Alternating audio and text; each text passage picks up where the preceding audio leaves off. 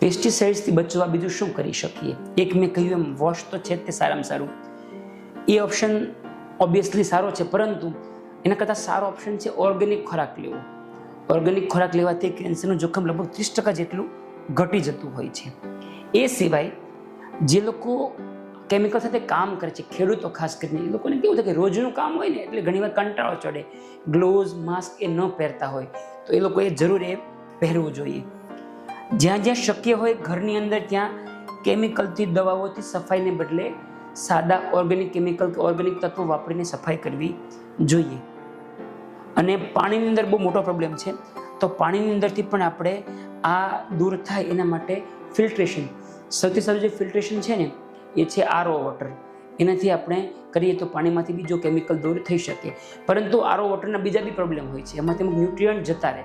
એટલા માટે જે વિસ્તારમાં આનો પ્રોબ્લેમ બહુ વધારે હોય એમાં આરઓ વોટરનો ફાયદો વિશેષ થતો હોય છે.